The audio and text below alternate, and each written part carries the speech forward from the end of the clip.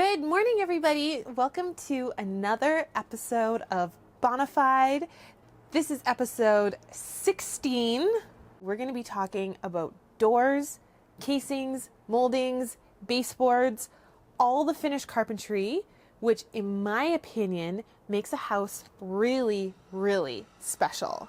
I'm Karin Bohn, the founder and creative director at House of Bohn. I've been in the design industry for over 10 years. I decided to do an entire series around my own personal home renovation. Welcome to my home. We've got some millwork that's gone in. We've got the primer that's happened on the walls. We've got the first coat of paint that's happened on the walls. So now is the perfect time to get all the moldings and casings up. So come on inside. Let's take a look at what's been done. These doors look amazing. Look at how beautiful and gorgeous this door is. They're from Metrie. I absolutely love using Metrie. I've used Metrie on so many of my projects because they have an array of beautiful doors, casings, and moldings. Anything that you would basically need for finished carpentry. Metrie is a Vancouver-based company. It's been around for 90 years. It's family owned and operated, and I love the fact that it's here local in Vancouver. And what I love the most as a designer is how they organize their collections, especially into the then and now collections. It's organized into 5 fully coordinated collections. Now, the unbelievable thing about Metrie is that they have over 5,000 molding profiles to choose from. So this door is from the Fashion Forward collection. I love the circular motif. I love these doors. I've used them so many times and I just feel so excited that I get to have these doors in my own home. This is pretty special. This is a solid core door, so this is super, super thick, and the quality behind a solid core wood door is just so much better. When you've got a solid core door versus a hollow core door, hollow core doors are much less expensive, so it is a way to save on your budget. But with a solid core door, one of the benefits is that you really gain from soundproofing. Now, because this is super solid, Dan, these weren't easy to put up, were they? They're very heavy because they're made of this Metrie material. And now the doors typically come pre-hung, Yes. meaning that it comes in a frame, an interior door frame, and then what you need to do is fit this frame inside the rough opening. Exactly. So I know the doors all come pre-hung with hinges. What I'm thinking is that we're going to have some beautiful brass hardware on our doors. How tricky is it to change out the hinges? Because the hardware is close to the hinges, you're really going to notice that. You'd want it to be the same size because they're... The factory hung? Yeah. And then we'd have to switch out all the hinges. And then what you've got in here, these are just little spacers. Yeah, just little shims. That keep everything where you want it. Exactly. The reason why you've got a casing on the doors is to hide this gap between the drywall and the frame, because this is going to be very unfinished and uneven.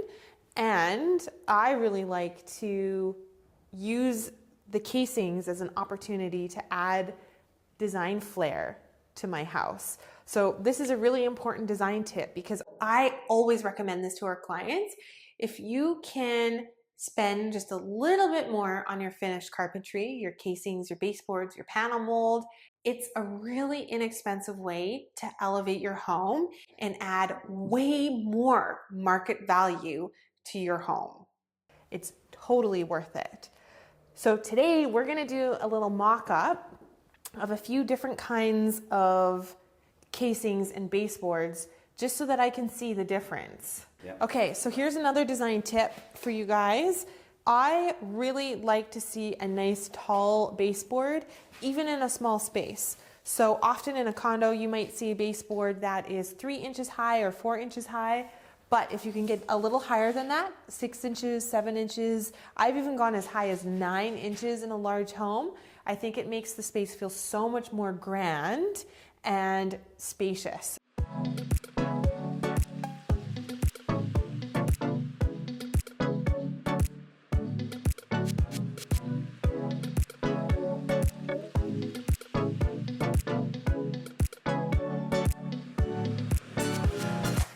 upstairs in the guest room and you are seeing the fashion forward door hung with the very square casing and baseboard next to it. Now, what I love about the very square collection is that it's a nice, simple casing and baseboard with a little reveal.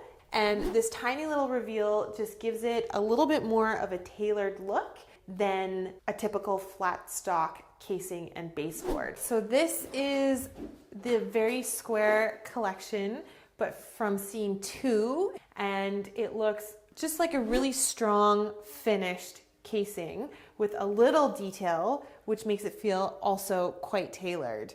This baseboard just has a slight beveled detail at the top, but it's a nice thick high baseboard as well. So seeing this installed, I actually like it way more than I thought I would. This casing and baseboard is from the Fashion Forward Scene 2 collection. I think it goes really well with the doors, which are actually from the Fashion Forward collection as well. So there's a nice consistency there. I love the detailing in this. I love the curve. I love that you get a lot of lines. It looks nice and substantial, but it also feels really elegant and beautiful. I will say though, I do think I need a taller baseboard. And I'm keen on potentially having even more detail on the casings. So we might have to do an option 4 for you guys to check that out. Okay, let's talk about stairs. Okay. What I would like to do is have a stair stringer and then a little pencil mold. I think that would be good. Next time I come back on site, all the finishing carpentry should be up. So the baseboards, the casings, the doors will be back in, all the applied moldings on the walls, and the stair runner.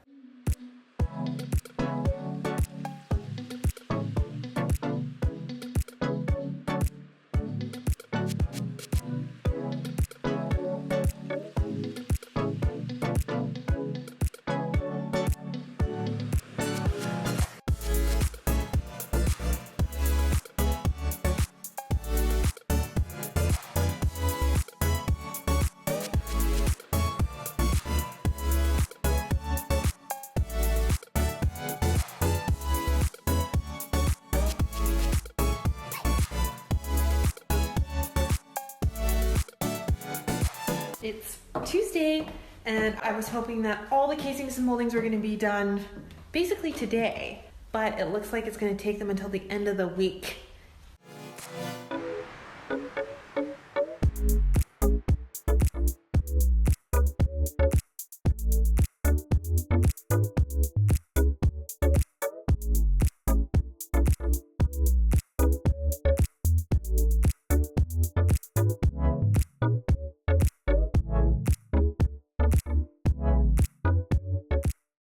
I am back standing at my place. It is a beautiful Friday afternoon. It's been about a full week since the last time I was at my house, and all the moldings and casings from Metrie are almost done as far as I'm aware. So I'm gonna go inside. I did do a little sneak peek, so I saw it wasn't quite finished yet, but I'm gonna go on inside, check out all my beautiful casings and moldings from Metrie, and I'm so excited to see what progress looks like.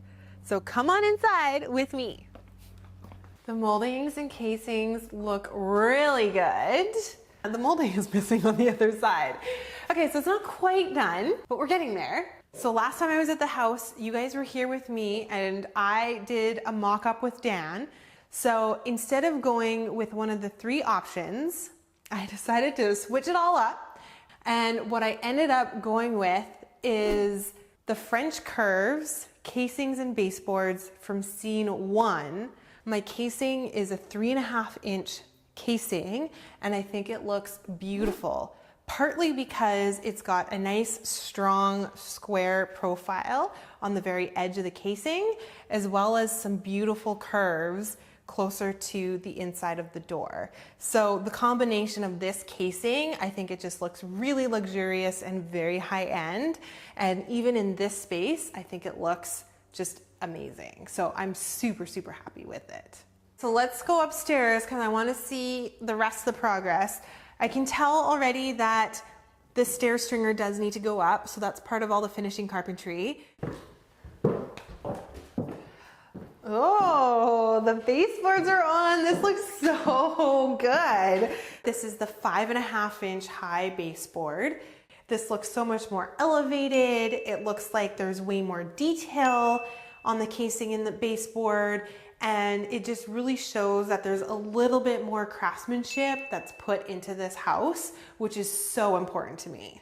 This just really speaks to the craftsmanship that Metrie is so particular about, and they also really pride themselves on customer service. And I have to say, there's been a few mishaps with the molding deliveries. Not Metrie's fault, definitely on us, but Metrie has been so lovely to deal with. They've been so responsive. I really can speak firsthand to their customer service. Now, I'll point one thing out to you guys, because if you were to look at this right now, someone who didn't know a lot about construction might think, oh my gosh, they are doing a really shoddy job.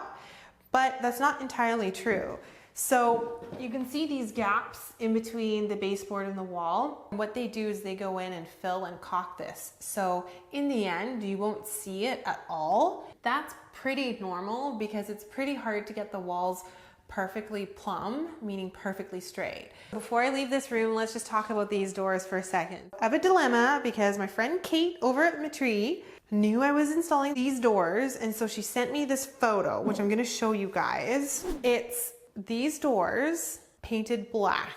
Now, I've got a lot of black going on downstairs. My whole kitchen is black, but I kind of like the look of these black doors. And I'm wondering if I paint all my doors out black, is that gonna be too much? Do I leave these gorgeous doors white with the big casings, baseboards, all the moldings painted out white? It's a very timeless and classic look, so you're not gonna go wrong with that. Or do I take a little risk and go for black and paint these doors in a high gloss black? I would love to know your feedback, what you think. Leave me a comment below. Okay guys, come with me into the master bedroom. Wow. This looks good. So this molding is also from the French Curves collection from Scene 1, 1 1/8 inch wide, so it's not super wide. And what I love about a panel molding, some people call it panel molding, some people call it applied molding. We often in the office called it an applied molding because it's just a molding that you apply directly to the wall. What I love about a panel molding though is that the possibility of design is just endless. You can do narrow panels, you can do tall panels, short panels, you could double up on the panels to add really high drama and a lot of impact to a room. In my case, I wanted the room to look as balanced and cohesive as possible. So I've got really tall panels that align with the top of my windows and the top of the bathroom door. And these panels are about 1.5 feet wide. As I've been saying from the beginning, this is a real, authentic, and genuine renovation. And coming up with the design for the panel molds, we've gone through many, many iterations of this. And so we've got a situation where there's going to be electrical plugs that are right in line with where the panel mold is. That would just be a design tip for you guys if you are planning on doing any kind of applied molding or panel molding. I would really try to get the design out as early as possible because really at the end of the day, it's not that much to just move them over just slightly. And it makes a big difference. It makes it really feel like you thought about the design and really thought it through. Here I am, a designer, saying that, but it's true. We make mistakes sometimes. This would be one of them. But I think that this looks amazing, like seeing the casing with the panel mold and the baseboard all together. I mean, this feels like a super, super luxury bedroom. So I'm so happy with the way that this looks. Thank you so much for watching this episode. Please comment below. Let me know what you think I should do with my doors, first and foremost. If you haven't gone and visited their site, make sure you do that at metrie.com. If you learned something, let me know what that was. I'm gonna be reading all your comments, you know I am. And if you like this episode, make sure you give me a like, subscribe to my channel if you haven't done that already because we've got lots more BOHNAFIDE to come. And until next time, thanks for watching. We're